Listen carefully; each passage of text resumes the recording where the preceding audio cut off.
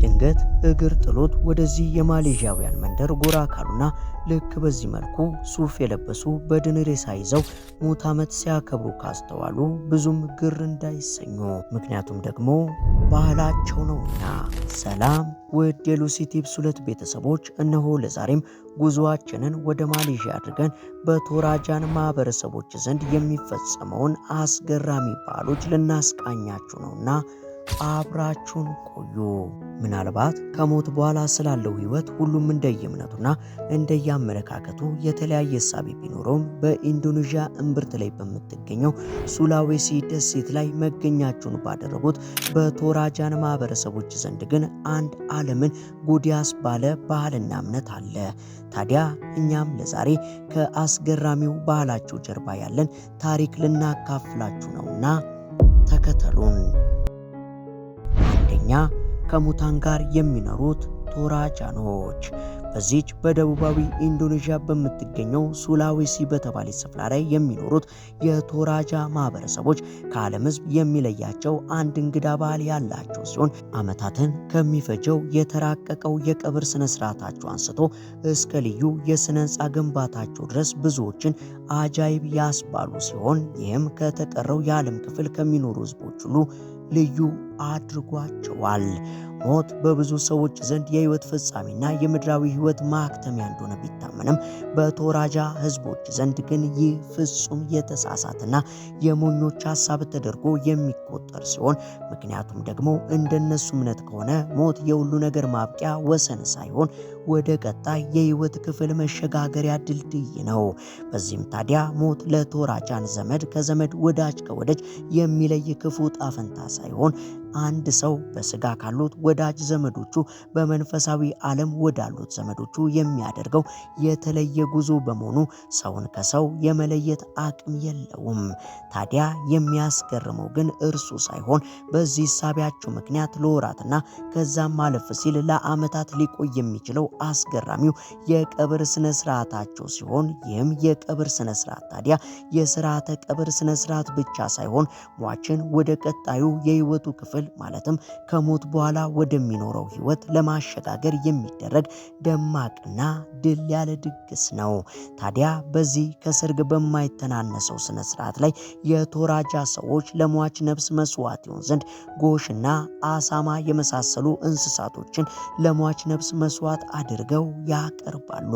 ይህን የሚያደርጉበት ምክንያትም ሟቹ ከሞተ በኋላ የሚኖረው የህይወት ደረጃ በቀብሩ ስነ ስርዓት ላይ እንደሚሰዋለት እንስሳ ብዛት ይወሰናል ብለው ስለሚያምኑ ሲሆን፣ በዚህም ታዲያ በቶራጃኖች ዘንድ አሟሟቴን አሳምሮ ሳይሆን የሚባለው ቀብሬን አሳምርልኝ ሲሆን፣ በዚህም የሟች ቤተሰብ በኢኮኖሚ አቅሙ የዳበረ ሆኖ ለሟቹ ድል ያለ የቀብር ድግስ ደግሶ ብዙ እንስሳትን የሚያርድ ከሆነ ሟቹ ከሞተ በኋላ ባለው ህይወት ውስጥ ያለው ደረጃ ከፍ ያለ ይሆናል። በሌላ በኩል ደግሞ ዝቅ ያለ የኑሮ ደረጃ ላይ ያለ ቤተሰብ ከሆነና ለሟች ብዙ እንስሳ መሰዋት የማይችል ከሆነ ደግሞ ከሞት በኋላም በሚኖረው ህይወትም ሟቹ የዝቅተኛ ደረጃ ኑሮ ይኖራል ማለት ነው። ስለዚህ በቶራጃኖች ዘንድ ገንዘብ በሰው ልጆች ህይወት ላይ ያለው ተጽዕኖ በዚህ ዓለም ላይ በሚኖራቸው ህይወት ብቻ የተገደበ ሳይሆን ከሞት በኋላ በሚኖረው ህይወት ጭምር የጎላ ተጽዕኖ የሚያሳድር የዘላለም ጠባሳም ነው። ሁለተኛ፣ አስደናቂው ሬሳ የመንከባከብ ስነ ስርዓት። በቶራጃ ህዝቦች ዘንድ አንድ የሞተ ሰው አንዴ ተለቅሶለት የቀብር ስነ ስርዓቱ ተፈጽሞ በላዩ ላይ የድንጋይ ሐውልት ተጭኖበት ብቻ አይተውም። ይልቁንም አንድ ሰው ከሞተ በኋላ በህይወት እንኳን እያለ የማይደረግለት እንክብካቤ የሚደረግለት ሲሆን፣ ለዚህም ምክንያታቸው ደግሞ የሞቱ ሰዎች መንፈሳቸው ሁል ጊዜ አብሯቸው ስለሆነና ወደ ሌላ ቦታ ስለማይሄድ እንክብካቤ ያሻዋል ብለው ስለሚያምኑ ነው። እንደውም በዚህ ዓለም በስጋ ለሚኖሩት ወዳጅ ዘመዶቹ ከመንፈስ ዓለም በመሆን ምክርና ተግሳጽን እየሰጠ በመምራት ቤተሰቦቹን እንደሚረዳም ጭምር ይታመናል። ስለዚህ በብዙዎች ዘንድ መለያያ ተደርጎ የሚወሰደው ሞት እዚህ ግን ከስጋዊው ዓለም ወደ መንፈሳዊው ዓለም የመሸጋገር ሂደት እንደሆነ ይነገራል። በዚህም የተነሳ በሙት መንፈስ ዓለም ውስጥ ያሉትን ሙታኖች ስጋዊ አካል መንከባከብ በቶራጃ ማህበረሰብ ዘንድ ከፍተኛ ትኩረት የሚሰጠው ጉዳይ በመሆኑ ሌት ተቀን ይህንን ሬሳ ሲንከባከቡ እየተንከባከቡት ይኖራሉ። በዚህም ታዲያ የሟች በድን አካል በየተወሰነ ጊዜ ከቀብር ስፍራው በጥንቃቄ እየወጣ የጽዳትና እንክብካቤ የሚደረግለት ሲሆን አንዳንዴም ሱፉን ሽክ ብሎ ከዘመድ አዝማድ ጋር ፎቶ ሲነሳና ሲጸለይለት መመልከት የተለመደ ባህል ነው። ታዲያ ከዚህ ከተራቀቀው የቀብር ስነ ስርዓታቸው በተጨማሪ ሟቹን ለማክበር በየጥቂት ዓመታት የሚካሄድ ራምቡ ሶሎ የሚባል የማስታወሻ ስርዓት የሚፈጸም ሲሆን በገንዘብ አቅሙ ፈርጠም ያለ ቤተሰብ ቀድሞ ለተለያቸው የቤተሰብ አባል በየዓመቱ ይህንን ስነ ስርዓት የሚከውኑ ሲሆን በዚህ የአምልኮ ስርዓት ወቅት የሟቹን ሰው አስክሬን ከመቃብር ስፍራው በማውጣት ለታላቅ ድግስ እንደተጋበዘ የክብር እንግዳ በደንብ ይጸዳዳና ስርዓቱን ይታደማል። ከዛም አለፍ ሲል የክት ልብሱን ሽክ ብሎ በመልበስ በየመንደሩ እየተዘዋወረ ከቀደሙ ወዳጅ ዘመዶቹ ጋር ፎቶ በመነሳትና ሌሎች ከሩቅ አገር የመጡ ዘመድ አዝማዶቹ የሚከውኗቸውን ድርጊቶች ከሞላ ጎደል በመከታተል ናፍቆቱን ከተወጣ በኋላ የዓመት ሰው ይበለን በመባባል ስርዓቱ ይጠናቀቃል። ከዚህ በመቀጠልም የሞተው ሰው ሬሳ እንደገና በአዲስ ጨርቅ ተጠቅልሎ ላኪያን ተብሎ በሚታወቀው ልዩ መቃብር ውስጥ በክብር እንዲቀመጥ ይደረጋል። እዚያም እስከሚቀጥለው ዓመት ድረስ በክብር ተጠብቆ ይቆያል። ይህ ስነ ስርዓት በሕያዋንና በሙታን መካከል ያለውን ትስስር እንደሚያጠናክርና የህብረተሰቡን ቀጣይ ሕይወት እንደሚያረጋግጥ ይታመናል። ሶስተኛ ጎሽና የቶራጃ ማህበረሰብ። እነዚህ የቶራጃ ማህበረሰብ ዘንድ የአንድ ሰው ባለጸግነትና የሀብቱ መጠን የሚታወቀው በሚኖርበት የተንጣለለ መኖሪያ ቤት አሊያም በሚነዳው ውድና ቅንጡ መኪና ሳይሆን ባለው የጎሽ መጠን ሲሆን በዚህም ለቶራጃዎች ጎሽ የዱር እንስሳ ብቻ ሳይሆን የኩራት ምንጭ የሚሆን የባለጸግነት ማሳያ፣ የመንፈሳዊ ስርዓት ማከናወኛና ከሁሉ በላይ ደግሞ የሞተን ሰው ነፍስ ወደ መንፈስ ዓለም የሚያጓጉዝ መስዋዕት ጭምር እንጂ። በዚህም የተነሳ በቶራጃዎች ዘንድ ጎሽ በጣም ውድ እንስሳ ሲሆን በማህበረሰቡ ዘንድም ዘርፈ ብዙ ስራዎች አሉት። ከነዚህ መካከል የቅርብ ዘመዱ ሲሞት እንደ መስዋዕትነት የሚቀርበው ጎሽ ሲሆን የቶራጃ ወንድ የወደዳትን ቆንጆ ለማማለልም እየነዳ የሚሄደው የደለበ ጎሽ ነው። የጎሽ ሚና ግን ለሞተ ሰው መስዋዕትነትና እንደ ጥሎሽ በመሆን ብቻ የሚያበቃ አይደለም።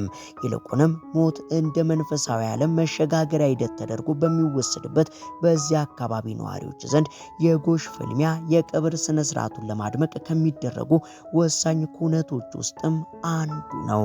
የቀብሩን ስነ ስርዓት ለመታደም የሚመጡ ሰዎችም የሞተውን ሰው ከመሸኘት ባለፈ በዚህ በጉጉት በሚጠበቀው የጎሾች ሪስሊንግ ፍልሚያ በመታደም ተዝናንቶና ተደስቶ ቆምሮም ከሆነ በልቶ ወይ ተበልቶ ወደ ቤቱ ይመለሳል። አራተኛ መቃብሮችና የሟች መንፈስን የሚሸከሙ ሐውልቶች። የኢንዶኔዥያው የቶራጃ ህዝብ ከልዩ የቀብር ስነ ስርዓታቸው ባለፈ አስደናቂ የኪነ ህንፃ ጥበባቸው በሚገለጥበትና በገደል አፋፍ ላይ በሚሰሩት የመቃብር ስፍራዎቻቸውም ይታወቃሉ። ይህም የቶራጃ ህዝቦችን የበለጸገ ባህላዊ ቅርስና ዘመናትን የተሻገረ የምህንድስና እውቀት የሚያንጸባርቅ ሲሆን እነዚህ የገደል መቃብሮች በቶራጃ አካባቢ የተለመዱ ሲሆኑ ወጣ ገባ የሆነው የቦታው የመሬት አቀማመጥ ባህላዊ የቀብር ቦታዎችን አስቸጋሪ ስላደረገባቸው የመቃብር ቦታዎችን ወደ ገደል አፋፍ ላይ በመውሰድ ከፍ ባለ ቦታ ላይ እንዲሰሯቸው አስገድዷቸዋል። ታዲያ ችግር ብልሃትን ያስተምራል እንዲሉ ከዘመናት በፊት የመቃብር ቦታ አለመመቻቸት የፈጠረው ይህ ውስብስብ የመቃብር ቦታዎችን የመፍጠር ልማድ አሁን ላይ ለአካባቢው ነዋሪዎች የገቢ ምንጭ የሚሆን ከፍተኛ የቱሪስት ፍሰትን አስገኝቷል። እነዚህ በገደል አፋፍ ላይ የተፈለፈሉት የመቃብር ስፍራዎችም ለተመልካች እይታ አስደናቂ የሆኑ ትንግርት ናቸው። እነዚህ የገደል መቃብሮች የሟቹን የኑሮ ደረጃና የሀብት መጠን በሚያንጸባርቁ በተለያዩ ቅርጻ ቅርጾችና ጌጣጌጦች ያጌጡም ጭምር ናቸው። ከቶራጃ የቀብር ስፍራዎች ውስጥ በጣም ከሚያስደንቁ ነገሮች አንዱ የታኦታኦ ምስሎችን የመጠቀም ባህል አንዱ ሲሆን እነዚህ ሕይወት እንዳላቸው የሚታመንባቸው የእንጨት ምስሎች ከገደል መቃብር ውጭ ተቀምጠው ሟቹን የሚወክሉና የቀብር ቦታው ጠባቂ ሆነው የሚያገለግሉ ናቸው። እናም እነዚህ እምቅ በሆነና በዳበረ የባህል ሀብታቸው ሞትን ክብረ በዓል ባደረገው አስደማሚ ልማዳቸው እንዲሁም ጎሽን የሀብት ማሳያ ባደረገው የቆየ ወጋቸውና በገደል አፋፍ ላይ በሚሰሩ ድንቅ የምህንድስና ጥበብ በሚገለጥባቸው የመቃብር ስፍራዎች አድማጭ ተመልካችን ጉድ የሚያስብሉ የኢንዶኔዥያን የቶራጃ ማህበረሰብን ቃኘን። በቀጣይ በዓለማችን የተለያዩ ክፍሎች ውስጥ ያሉ ያልታዩና ያልተደመጡ አስደማሚ ባህሎችንና ህዝቦችን የምንጎብኝበት ቪዲዮ እንዲደርሶ ቻናላችንን ሰብስክራይብ ማድረጉን እንዳይረሱት። መልካም ጊዜ፣ ቸር ያሰንብተን።